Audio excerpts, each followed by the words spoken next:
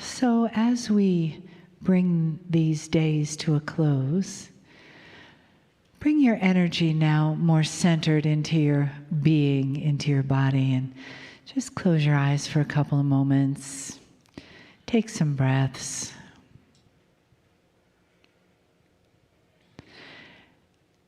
And be aware of the blessings that Spirit gives you just by your being here.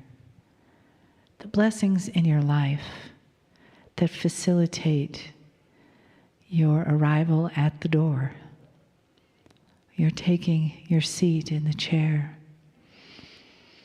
And how wonderful that is that we live in this time and place and space where we are allowed, we are encouraged, and we are excited to be together. And that Spirit and the entourage around us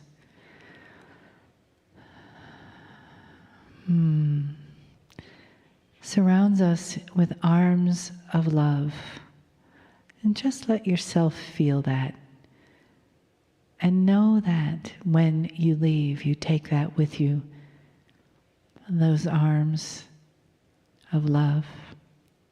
That beautiful energy in your heart, in your whole beings, that has been reawakened, recalibrated, reinitiated into the divine you, the deeper remembering of the places where that lives, and bringing it to the now, bringing it into your life so that you walk forward into this new year with that unfolding in front of you. The light of God shining your way on your path. The arms of the divine around you. And your own knowing of the truth and the power of who you are. Of who you are as loved.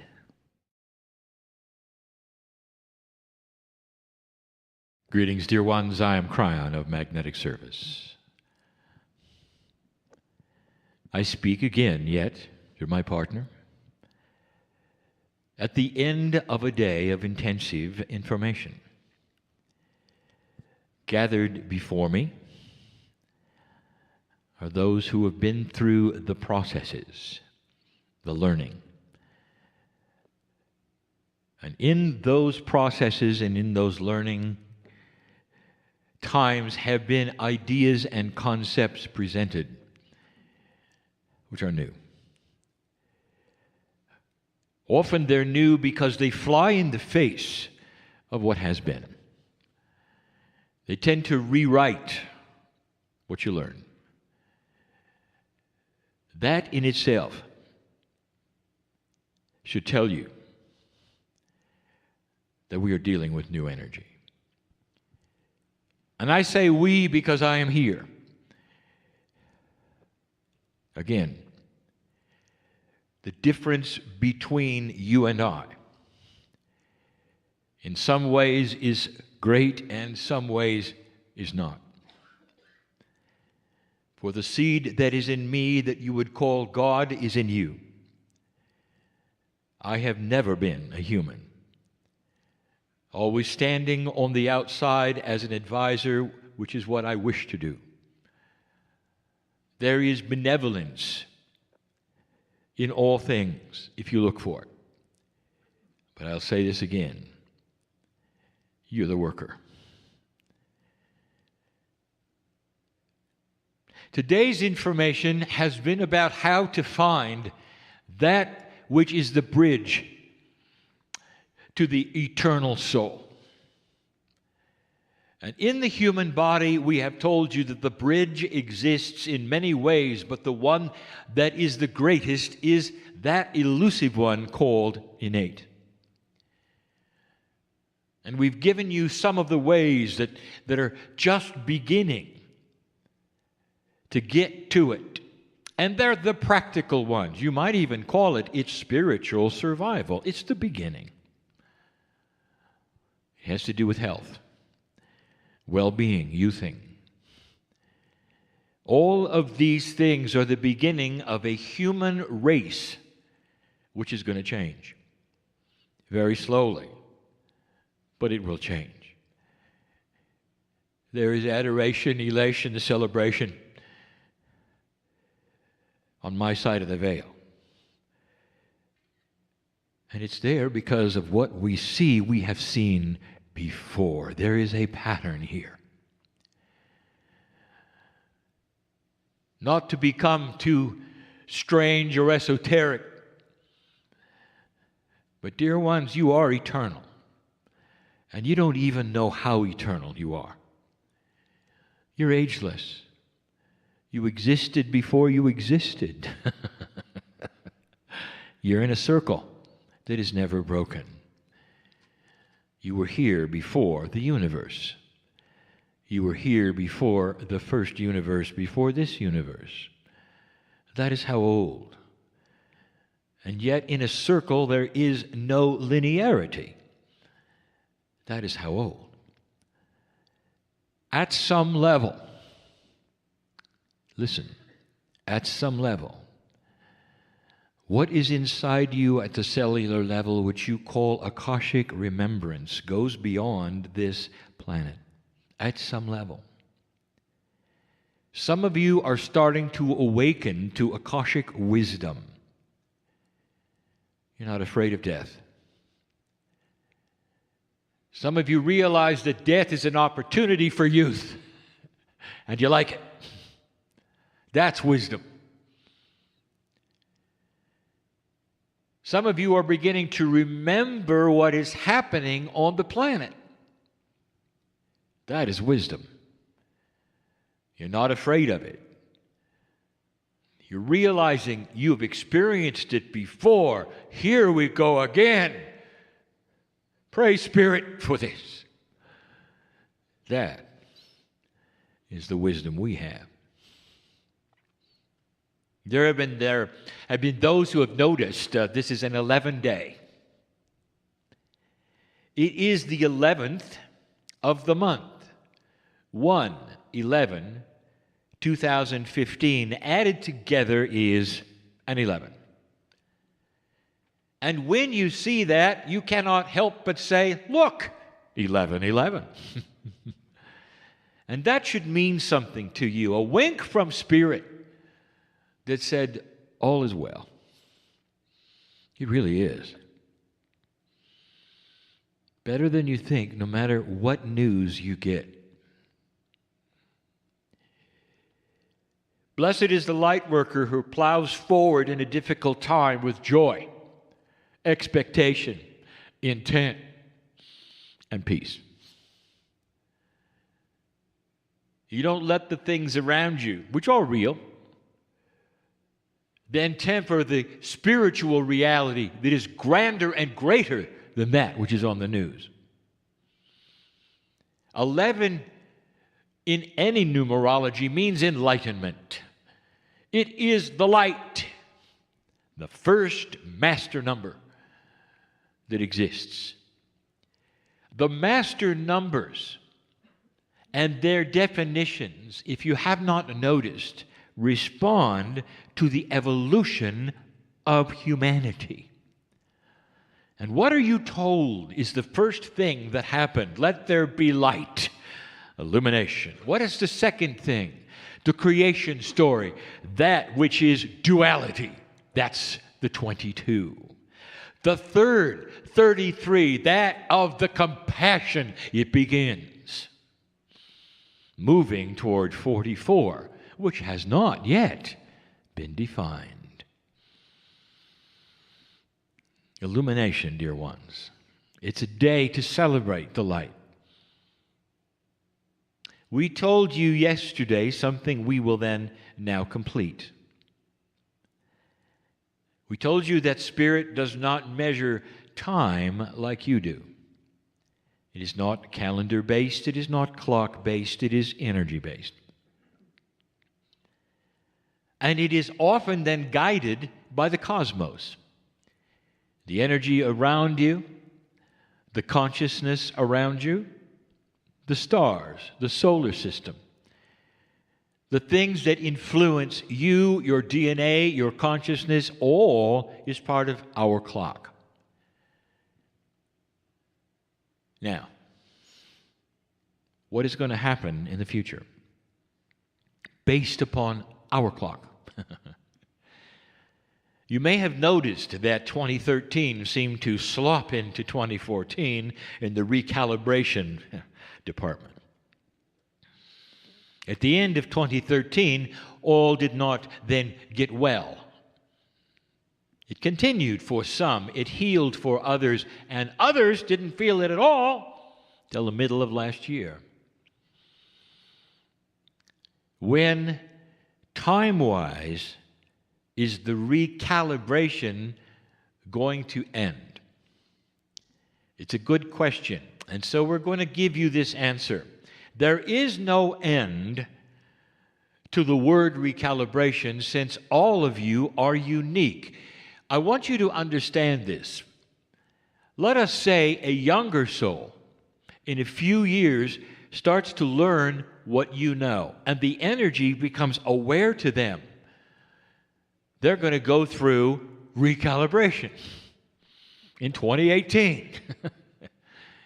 So how does that stand when you recalibrate and you say, when are we finished? So what we have to say is a generality for the oldest of souls. There is a release of the recalibrating energy for the oldest of souls coming shortly, very shortly. We are going to give it to you and tell you that it is based upon our clock, on the energies of the potentials we see and that of the stars. It is in mid-April. Now, if you go looking for this in astrological terms, you may find something or nothing. If you look for it in quantum astrological terms, you'll see it. And I've said that for someone who is here, who knows what I'm talking about. It's good news. It also gives you a hint on how we measure that which is time.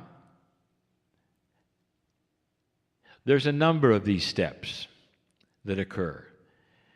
And it's almost like they are invitations to open and close certain kinds of energy dispensations, some short, some long. And some of them have nothing to do with the clock. They have to do with where the earth is in its trip around the sun, which then asks the question, what are the energies involved with the sun, and how does the sun then do its part in this system of energy? It's beautiful. It's benevolent, if you want it to be. I think the greatest thing, however, that we have introduced to you in these last years is something that is troubling for many, releasing for others, pensive for many.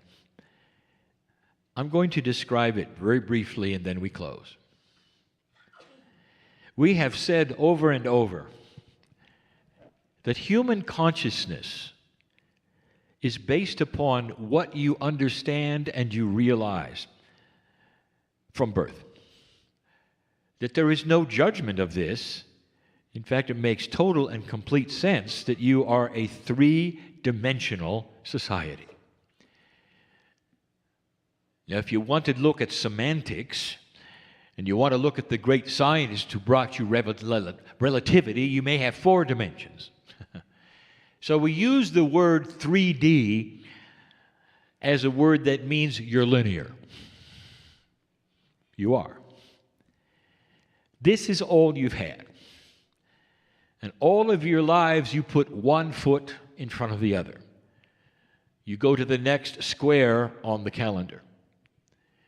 Your verbiage, your thinking, even that which is spiritual, has to be based in something that is comfortable for you, that you understand. The most esoteric thinking is still linear. The most intellectual of you that would be proud of how far out you can be is linear. You discuss different dimensions and you give them names and numbers. That's funny. You don't even know what you're talking about. Let's all number the degrees of love. Write them down and pencil them in and draw the lines. That's funny. You're still linear. And now it stops. One of the greatest things that is changing with the human mind is the release of linearity. The understanding that you can go beyond singularity, beyond that which is counting, beyond that which says, in order to get from A to B, you have to put one step in front of the other. There are those who are saying, I think A and B are the same. I can be in both at once. And then there will be those who will say, what are you talking about? And the answer is, I have just stepped out of linearity. And I will tell you that anyone who is thinking those things has indeed stepped out of linearity. There's an irony. The quantum physicists have known it all along. That there is a reality that you don't have. That they look at when they look into their places of smallness and take a look at matter itself and how it behaves and what it does. They see it. A reality that is not linear, that behaves in ways that are odd and unusual to you. There'll come a time when you take a look at the different realities that you have, and you'll look at the one that you have now as being ancient, old, and quaint. No one thinks that way anymore. The main one for an esoteric, spiritual person is the one that I will bring up now. How do you find truth? How do you define it? The word truth. Tell me about the concept, and I will give you Linearity 101. Because humanity looks for truth, and to them, it means there is one thing called truth. Everyone is seeking the one thing called truth.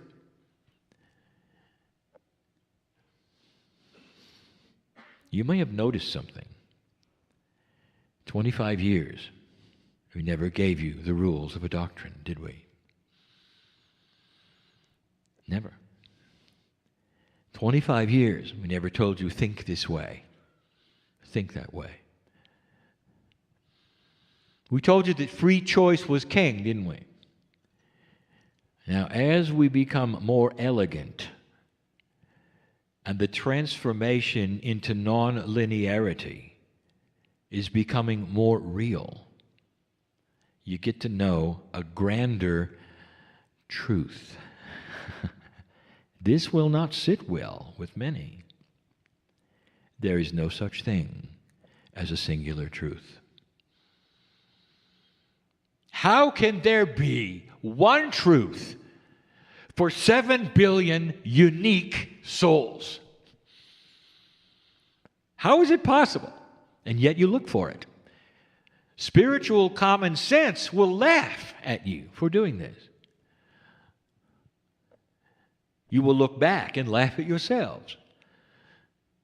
And yet you are designed in this way to look for one thing to grasp on that everyone else can grasp on, and that one thing will then be your salvation of peace and joy and energy and health and youthing.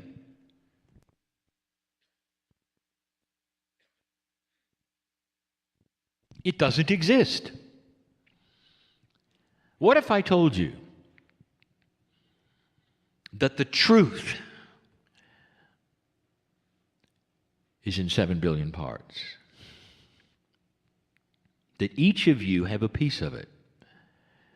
Take an old soul who has been here 1,000 or more lifetimes, who has had shamanic energy, who has studied the stars, who is wise beyond their years on the planet.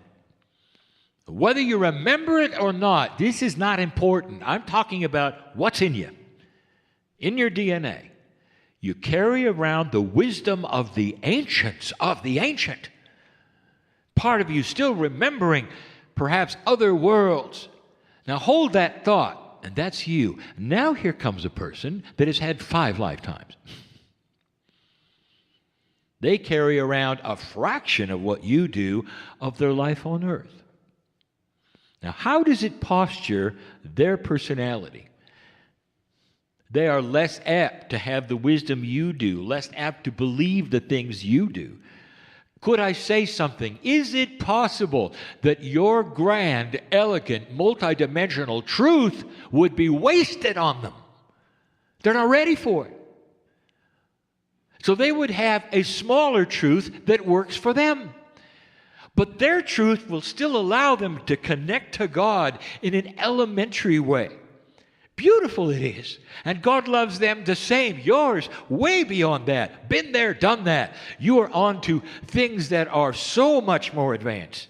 Now, I want to ask you, who's got the truth? Do you see what I'm saying? There is no one truth. But there is one God. And there is one Spirit. And there is one universal love. And when you mix these together, we invite you to find the grandest truth of all, and that will be yours. Not what my partner gives you, not what your neighbor gives you, not what your church gives you, but one that is intuitive, designed for you because of the years you put in crossing that bridge to God. Now, this is a specific multidimensional information point for you. It's critical. If you do not pass this understanding, there is a tendency for you to be stuck looking for the one truth, which, by the way, has gotten humanity into a lot of trouble, if you've noticed. Time to break the paradigm. Is Christianity correct? Absolutely. Is Buddhism correct? Absolutely. Is Hinduism correct? Absolutely. Does Islam have a place in this? Absolutely. The love of God, when refined, for the souls that need it will cling to a certain kind of paradigm, and God will be there, and healing will be there, and youthing will be there for the souls that need it. And it's all correct and true. But Kryon, can you give us some kind of a guidance of perhaps like where we're headed, or what to look for, or it's so crazy and scrambled up. What do I do? What do I look for? I will give you the answer. You look for love. Period. You look for love and compassion in any belief system. You'll find it at the core. Go where it feels comfortable and move forward. And you'll be honored for it. Look for love. The dark cannot be represented for long as accurate or true, because there is no love and there is no compassion, and this earth knows better. Welcome to a new paradigm, common sense, and reality. Some of you got this, some of you have no idea what I said. And all of that is appropriate as well. Every single human has his or her own path of discovery in your own time, in your own way. You are blessed for it. My only request, if I may have one, please don't stop seeking.